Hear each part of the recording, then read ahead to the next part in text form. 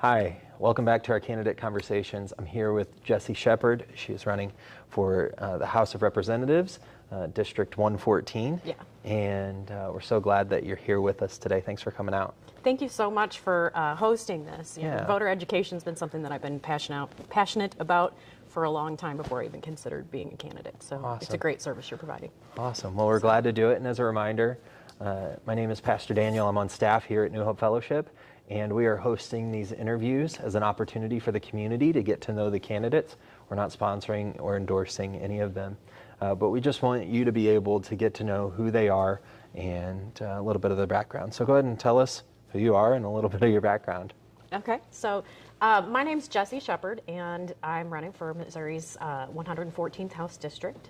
I grew up in Hillsboro, and I spent a little bit of time in my early 20s outside of the county. I spent a little bit of time in Fenton, inside the county, DeSoto, Hillsboro, Festus, Herculaneum. So I've lived in lots of different areas of the county. So that's a nice thing. You know, Jefferson County always draws people back, it seems like. I spent a short amount of time living out in Maryland Heights, came back to Jefferson County, and then in my 30s, I spent a little bit of time living in Pacific, which is just barely not in Jefferson County. So, and then let's see, what else can I tell you? I live in Herculaneum now with my husband, John Barnes. We got married in 2017, and I have two wonderful stepdaughters. My oldest stepdaughter, Hannah, is 19, and my youngest stepdaughter, Megan, is 17, and she's starting her senior year at Valley Catholic. Awesome. So, any other? Awesome.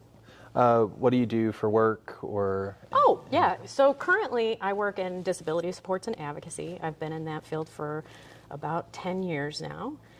It's something that I'm very passionate about. And one of the things that really kind of got me interested in politics was just the advocacy aspect of, disability rights and pretty much rights of everyone in general.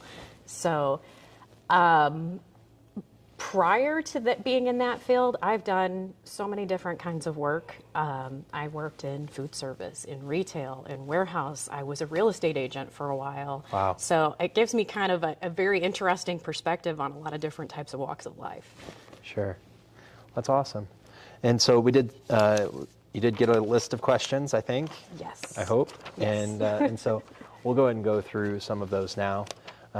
Will you tell us about a time you faced an ethical dilemma and how you resolved it? Okay. So I actually thought that this was one of the hardest questions on there, to be honest, because I think we all face ethical dilemmas pretty much, almost on a daily basis. It's just how you handle them. And some of us don't really need to put as much thought into the ethical dilemmas as others, I guess, maybe. But really, I guess the best thing that comes to mind for me is more of a story. A few years ago, my family and I, we were on vacation in Gulf Shores, Alabama. I don't know if you've ever been there, but it's a great place, and it's almost like a second Missouri. There's so many people from Missouri that vacation there. So, yeah. But when we were down there, one day we were swimming in the Gulf, and my youngest stepdaughter had a wave just knock her brand new sunglasses right off her head. And so we were just looking through trying to find the sunglasses, and I saw something shiny in the water, thought it might be her glasses, and I grabbed it, and would you believe it was an Apple Watch?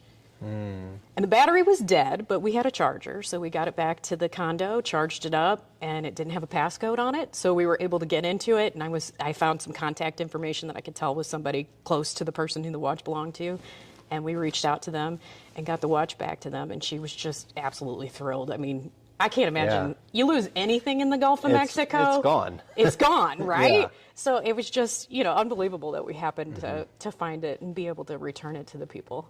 Yeah. The funny thing is, the story actually doesn't end there, because later that evening, we went to a store or a restaurant, and my younger stepdaughter got out of the car, and she just went, "Guys," we're like, "Yeah?" And she goes, "You're not going to believe this. I just found a wallet." And it was like, she just wanted to be a kid and have fun on vacation, but she knew that when she found that wallet, she knew what we were going to do. She knew that we were going to make the right choice. And we weren't able to find that guy in particular from the wallet, but we were able to get it to the police station. I think we sent him a message on Instagram or something and said, "Hey, your wallet's at the police station." So, yeah. Wow. It was just, what are the odds? A wallet and an Apple Watch in the same day. The same day. That's impressive. So, yeah. Yeah, that's awesome. And so I know you talked a little bit about who are you working with? I'm sorry, the disability advocacy group. Is that right? Yes. So my employer is a nonprofit. Yeah, right. and you don't have to. But what are some other interest or volunteer activities that you do outside of work? Oh, yeah. So actually, I've done a lot of volunteer work with the League of Women Voters. I actually was offered a seat on the board of directors, but I knew when that offer was made that I was going to run for something. I didn't know exactly what. And the League of Women Voters is a nonpartisan organization. So I had to reluctantly decline. As much as I really wanted to accept that position, I had to decline that position so that I could pursue running for office to represent the community. Beyond that particular volunteer effort, I am an organizer for an Adopt a Highway program that helps take care of a section of Highway 55. They're near Arnold. And most recently, I wouldn't say it's a hobby per se, but I just went through the spring session of the Jefferson County Sheriff's Academy, Citizen Academy, not the Sheriff's Academy, right. but the Citizens Academy. If you're not familiar with it, it's really an awesome program. They do it twice a year for 12 weeks, and it's 3 hours each time that you go. And you get to do a ride-along, and it's a really eye-opening experience. And then once you graduate from that program, then you're eligible to become a volunteer with an organization called SAVE, which is the Sheriff's Alumni Volunteer Echelon, which is a lot of words for people who've graduated the Sheriff's Citizens Academy and want to volunteer their services with the Sheriff's Department. And they do a lot of events like fingerprinting at public events, and I think they're involved with the Shop with a Cop program and things like that. So I haven't been able to actually do any volunteer work with SAVE yet because I came out of the academy and went right into campaigning. Sure. But win or lose, I'm really excited after this campaign's over to have a little bit more free time that I can do some volunteer work with them. So. That's cool. It's very cool. It seems like people are more interested in politics than they have been in my lifetime. And looking historically, I don't know if the voting numbers are up, but just in general, people seem to be more interested. Why do you think that is? I think a lot of it has to do with social media. I mean, we're on social media right now. Right. People have this constant stream and access of information that they're able to tap into at pretty much any time. And, there's pluses and minuses with that. There are a lot of times where the information that's out there on social media or even just in the news and the media in general, it's not always accurate. So there's misinformation, there's disinformation, and then there's the facts. And all of those kind of get disseminated through the public at an even rate, sometimes maybe even more. If it's something sensationalist, people love a juicy headline, and then so that'll spread more than the facts might. So, and I think we do see sometimes where there are politicians and public figures who kind of sink their teeth into misinformation and disinformation and then repeat that, and then it just starts this cycle of it continuing over and over. And things that are polarizing get people's attention. Right. If we have a government that's working fabulous and everything's getting done, I think people would actually be less involved in politics because there's nothing to fix. Yeah. So. And with the interest, it seems like people want more transparency. So if you were elected, how would you increase transparency? Transparency is something that I think is of the utmost importance when it comes to our government. And I think at the state level, we already do a really good job of, you can go on when the House is in session, and I assume for the Senate, I don't follow the Senate as closely, the state Senate as closely as I do the Missouri House, but you can go online when the House is in session, and you can view every single hearing room and listen to every single testimony that's given to those committees, and then you can watch all of the proceedings on the House floor. And I think, that's something that was available before COVID at that level. So I think that's a really great way to make our government proceedings available and accessible to the public in general. And I think we need to see more of that at the county level and lower levels. it's very nice to be able to pull up recordings of meetings that maybe you couldn't be there for in person. Right. And then be able to watch those. And then I think another aspect of that too is the Sunshine Law. So Missouri's Sunshine Law is our open records law. And this past session in the House, we saw 8 different bills, 8 different pieces of legislation that would make modifications to the Sunshine Law. Some of those would make it more costly to get your sunshine requests filled and more difficult, and would make more governmental proceedings private and not susceptible to that Sunshine Law. So that's something that I would definitely be passionate about if I am fortunate enough to end up in Jeff City, is that I would oppose any kind of changes to the Sunshine Law that would make our government less accessible to the people. Right.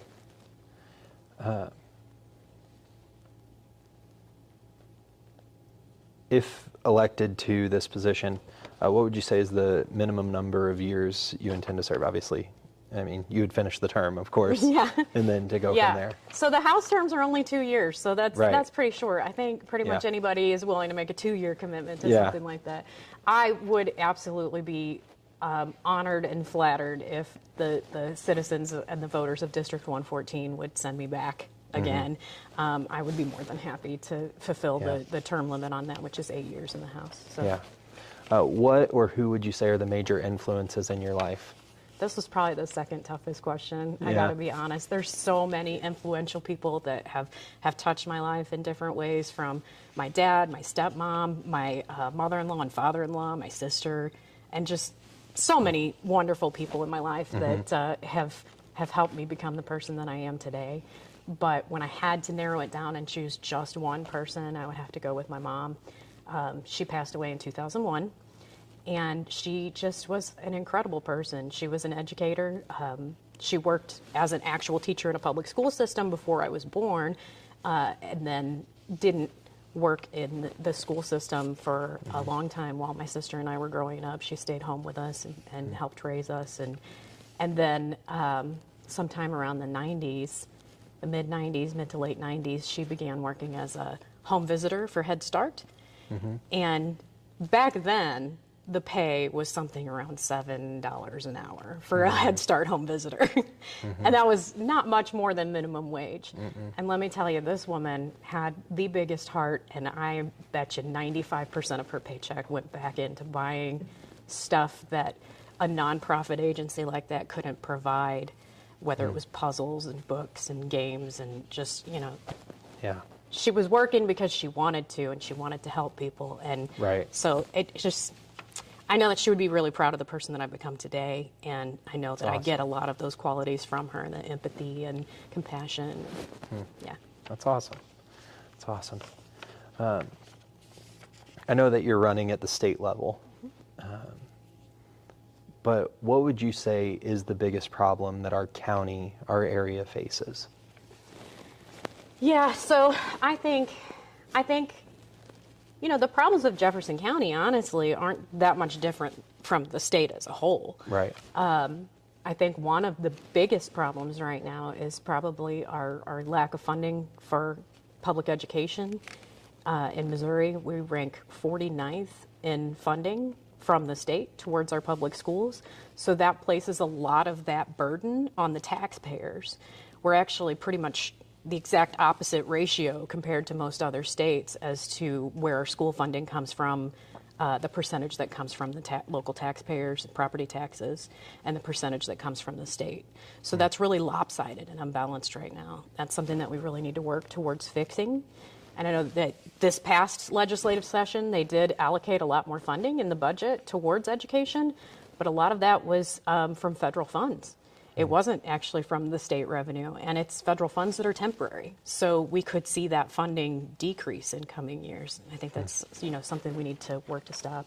And I think the other element, as far as problems facing Jefferson Countyans, would be the economy and employment, and those extra property taxes that we're paying to support our schools aren't very helpful when we're in such a tough economy, right? Right.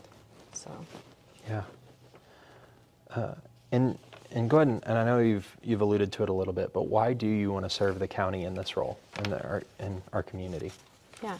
So I decided to get into politics because through my work, I've done a lot of advocacy work, reaching out to support legislation that would provide more funding towards disability supports. And again, with the state budget, perhaps if I get elected, I'll end up on the budget committee. But this past session, our state budget, we had a historic increase to funding for disability supports, and that was incredible. And it was due to the work and the advocacy of lots of people on the ground reaching out to their legislators and going and speaking at these hearings in Jeff City. And it's incredible to me, from my personal experience in the 10 years that I've worked in this field. Our day programs have always been short-staffed in hiring.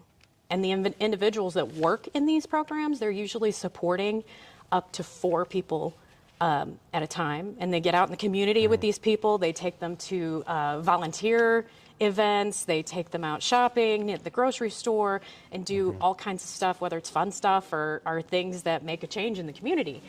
But it can be a real challenge to be in that position. You might be supporting one individual who has mobility support needs, and then you might be supporting another individual who is an elopement risk. So, what are you going to do if this person who requires your physical support is there with you, and the other person takes off running? It's a lot of pressure and stress on an individual.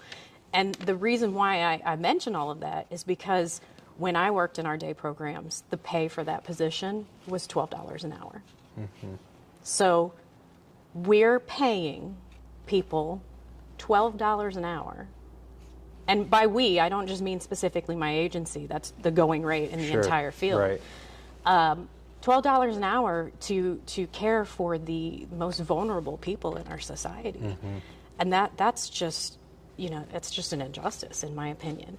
So with this last budget increase, though, they were able to increase their starting rate of pay to $18 to $20 an hour. Wow. And within 3 weeks of them increasing that pay, they're no longer actively recruiting to fill those positions. Wow. So, I think it's important to give a hand and give credit where give a little round of applause for the successes that we see in Jeff City. We hear so much about the negative stuff and the things that went wrong, but that's an incredible thing that happened in Jeff City. Yeah.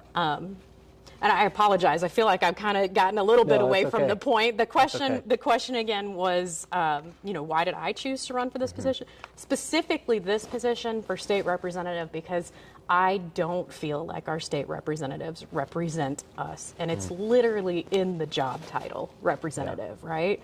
So, we've seen time and time again where the citizens have taken matters into their own hands and done initiative petitions and then taken those to Jeff City and gotten them on the ballot. And then the legislature turns around and tries to undo that. And I just don't think that's the will of the people, and that's not doing the job of representing. So it's awesome. It's awesome. Well, we've gotten through most of the questions that I wanted to talk about on the list that we sent you, but I want to get into the lightning round. Okay. And these are questions that you probably haven't heard before. All right. And, these are a surprise. At least these are a surprise. Okay. Let's look at this one. Which cartoon character do you think you most resemble?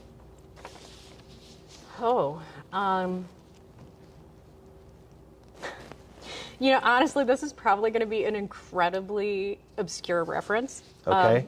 But this is, thanks to one of my friends. A lot of my friends and I, our bonding is picking on each other a fair amount. And one day I got a text message from one of my friends, and she said, "Did they pay you to use your likeness on this?"